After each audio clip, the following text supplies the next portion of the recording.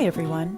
This webinar, Deep Dive into Community Engagement Formats, is going to take us into the Community Engagement Almanac developed by TYTHEdesign in partnership with the Bureau of Harlem Neighborhood Health, a part of the New York City Department of Health and Mental Hygiene.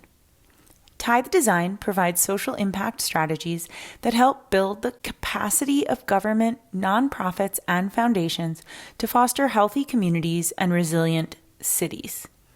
In today's session, you'll hear from members of the community on how they have supported community engagement at different levels of the community engagement spectrum. We'll share some highlights from the mini guides for virtual, phone, physically distanced, and hybrid engagement, as well as the catalog of ideas. Ideally, this toolkit is for someone working in and with communities.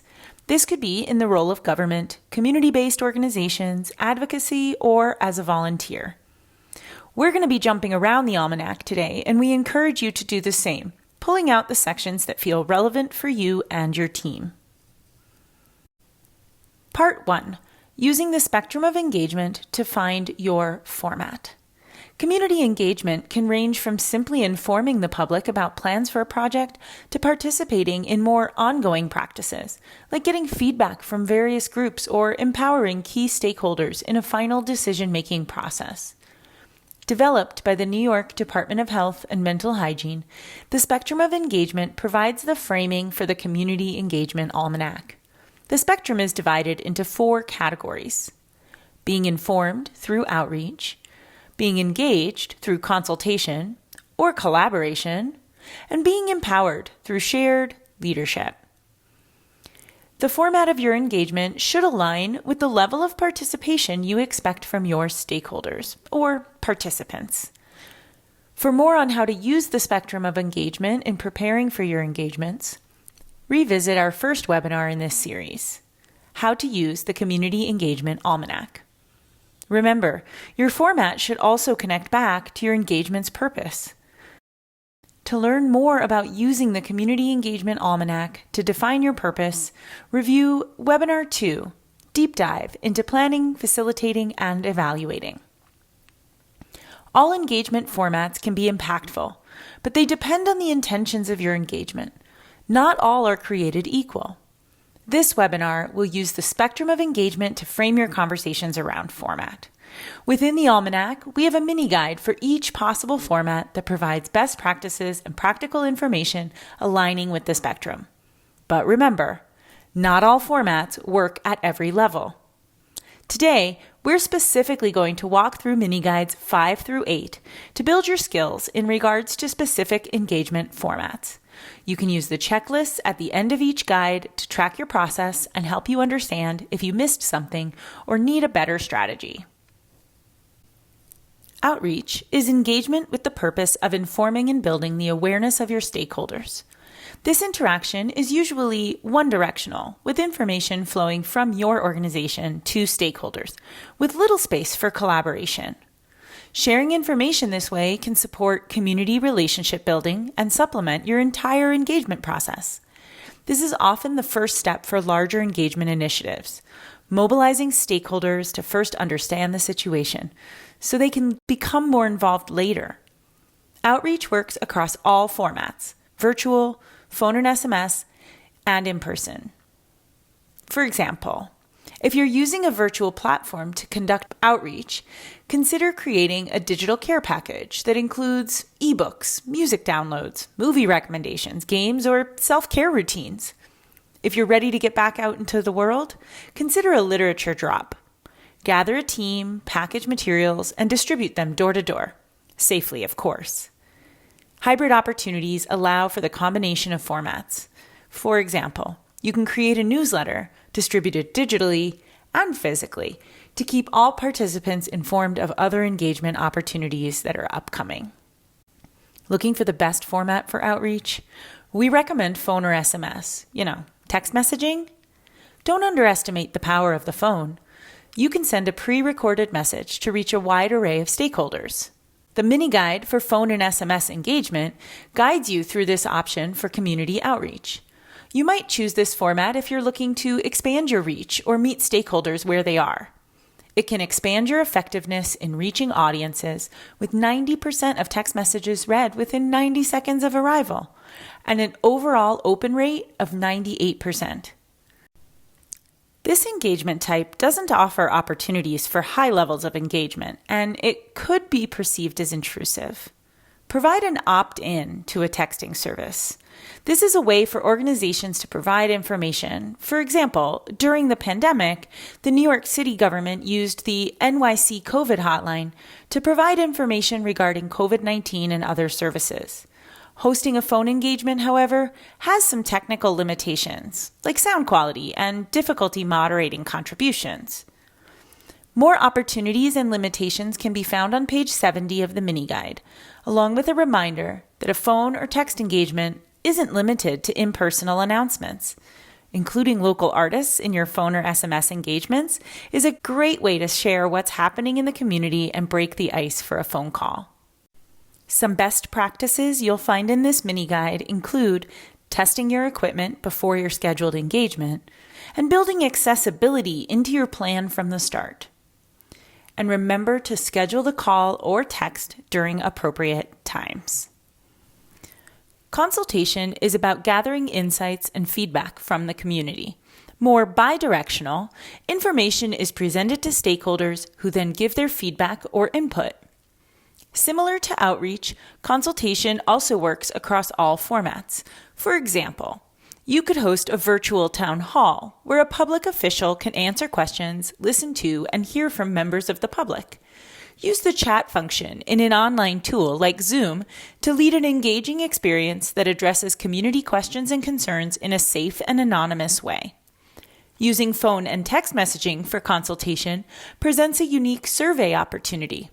TYTHEdesign is an interactive text platform that sends, receives, and analyzes text messages. As SMS surveys can be impersonal, be sure to make an introduction first. A hybrid engagement allows you to involve a wide array of stakeholders with varying needs. Just host the same event twice, once in person and once virtually. Let's dive a bit deeper into how in-person, physically distanced engagement could work for consultation by reviewing the mini guide for physically distant engagement. Incorporating physical distancing and safety can be beneficial for engagements, especially those held during cold and flu season. Mindfully hosting socially distant engagements shows that you are respectful of the comfort levels of all of your stakeholders, particularly as we redefine safe engagement through COVID. Building this format into your repertoire can help facilitate accessibility in your community engagements. It's important to note, even if you are not social distancing, the content in this section can be helpful for any in-person engagement. As with the other formats, in-person engagements offer opportunities and limitations, which are addressed in this mini guide. Much attention is paid here to accessibility and safety for all stakeholders. For example, you can build participation by using extra-large materials. Physical distancing can make it hard to communicate and receive nonverbal feedback from stakeholders, so they may feel additional barriers to participation. Using bold markers and extra-large Post-it notes allow everyone to see. Ensure that all stakeholders have their own supply kits, further minimizing contact with others. Some best practices to consider when facilitating a physically distant engagement are to think creatively about using outdoor or indoor spaces. You can consult with your stakeholders by conducting a physically distanced park bench interview. Coincidentally, standard New York City park benches are approximately 6 feet in length.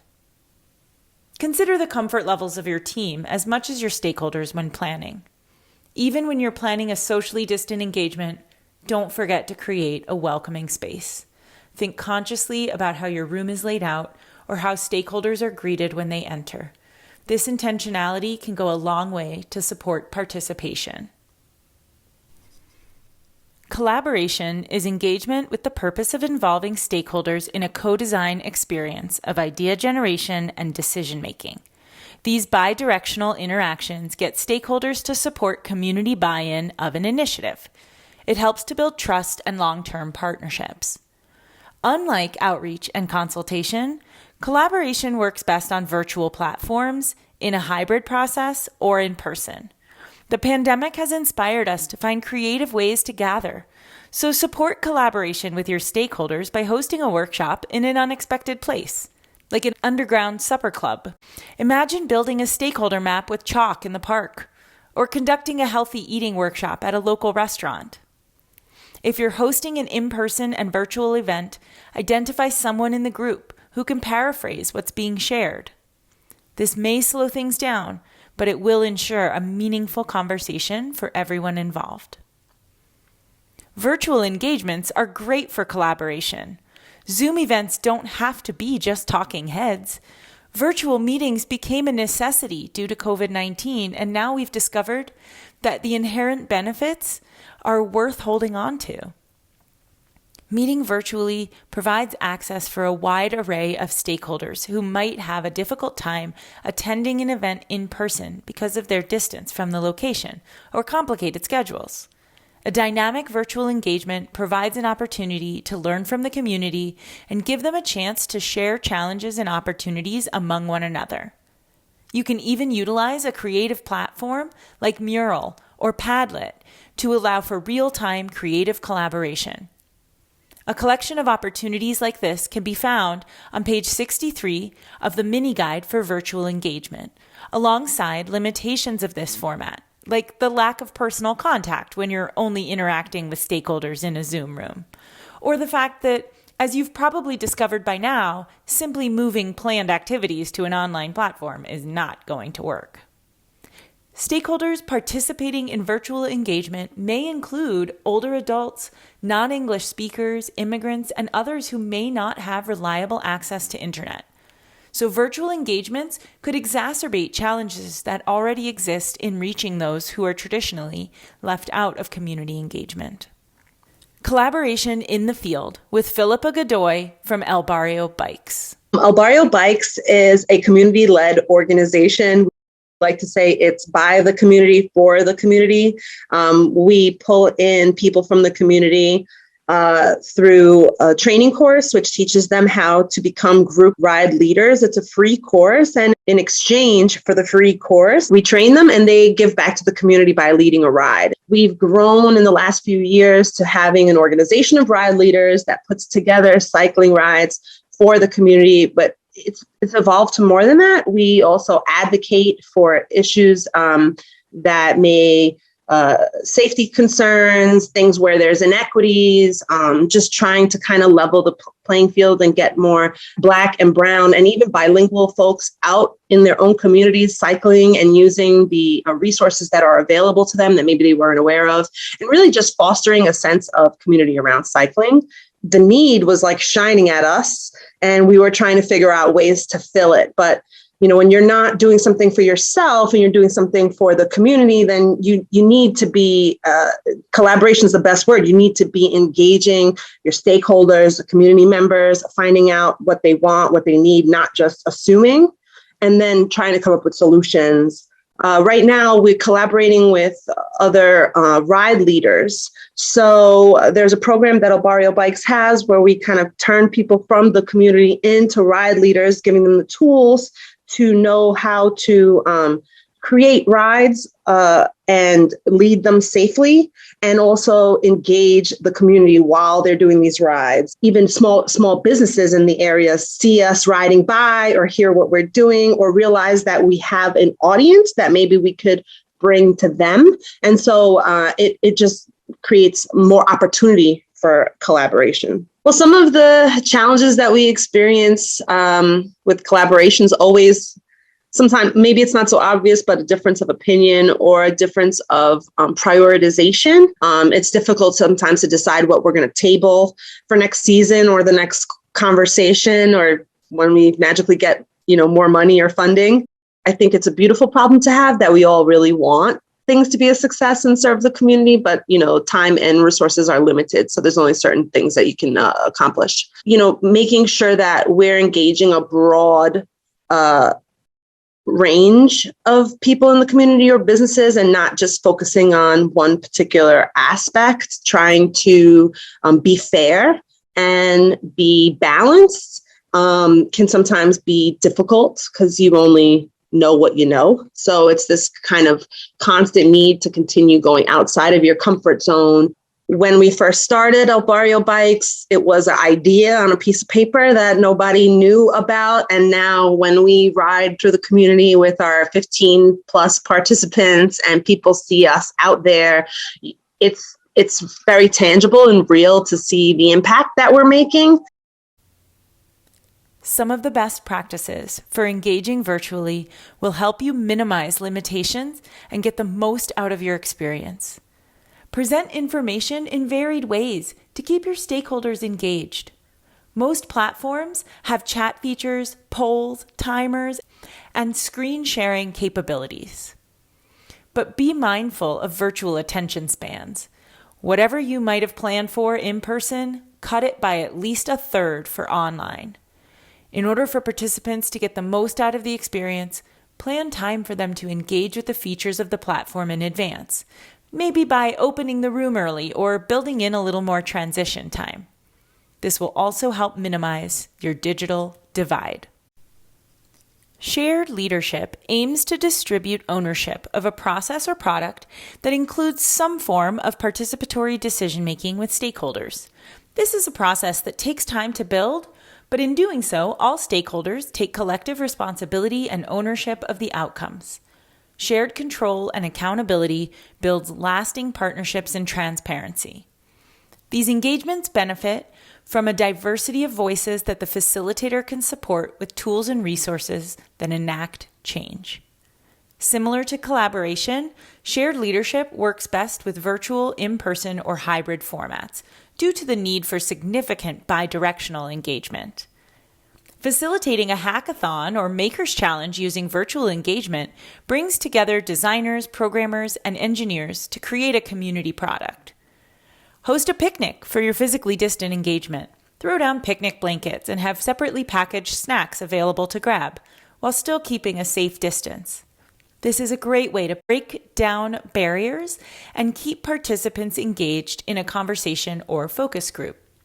Utilizing a combination of in-person and remote formats to achieve your project goals, hybrid engagement is a flexible and accessible alternative to an exclusively in-person or virtual engagement. This mini guide defines the two ways of bringing hybrid engagement into your organization, with an ongoing hybrid process or a singular hybrid event. Combining technology, like video conferencing or online surveys, with in-person activities requires a delicate balancing act. While this can be a limitation with a hybrid format, the opportunities of this type of engagement certainly make it a worthwhile time investment. You'll find more examples on page 80 of the mini guide. Shared leadership in the field with Kimberly Moore on Health in Action. Why shared leadership, and how did it find itself in the facilitation of Health in Action? Health in Action is a multifaceted approach that allows for the neighborhood community members and leaders in the field to engage around those issues of the day as it relates to health and health outcomes. Just like with anything, folks are very passionate about their communities. They're passionate about one another. Many have ties to each other and connected to a variety of different social service programs of different types. And everybody has their own ideology about what they want to see happen in their communities. So, shared leadership in community organizing, the idea is to make sure that everybody comes together in a place of respect, in a place of appreciation.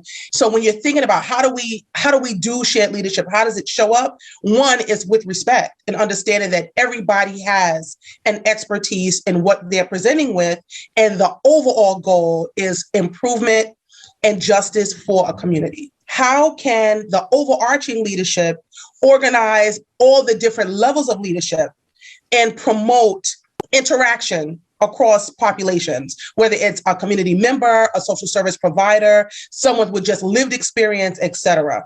What are those things that you're concerned about? How do you communicate them?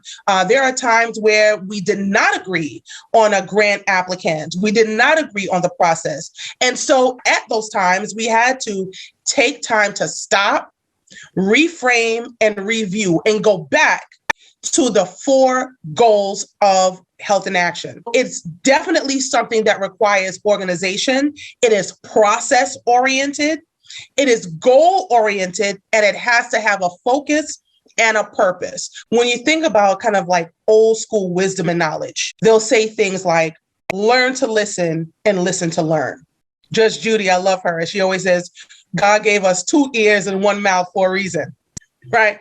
The goal is to be able to center yourself in a thoughtful process that will allow you to actively, reflectively listen, as well as allowing for a thought to completely finish itself before you respond. The shared leadership part is that the facilitators turned over that leadership to each member, and then each member had to then collectively get together and respond as one team. One of the responsibilities that I had as a Health in Action team member was to actually do some of the site visits to some of the grantees to see if they're actually reaching their deliverables, but then to come back to my Health in Action team members and report on what's happening in the field. And so it was important that they trusted what I had to say. It was important that they felt confident that I understood what we as a team had decided was important, and it was showing up in the work of the grantee. The accountability of it is something that's interwoven into the fabric of community activism. It's just continued to help to shape me as I'm doing additional community work of different kinds. When considering best practices for hybrid engagement, the most important thing to keep in mind is to tailor content for both in-person and virtual audiences. What works for one doesn't automatically work for the other. And you don't want one group to feel like they're lesser than or in any other way excluded. Clarify the level of participation for remote participants. Understand the best ways to build participation options into your plan, and evaluate accessibility and inclusion for all stakeholders. Part 2. Using the Almanac to support your format. The Community Engagement Almanac aims to support you, your staff, and potential collaborative partners in 3 main areas: planning, skill building, and finding inspiration. We urge you to start with the spectrum of engagement to understand the level of participation you are looking for from your attendees and the planning tools located in the Almanac. Once you've tackled those, here's one more option. You can use this handy-dandy flowchart to double-check that you've landed on the right format for your community.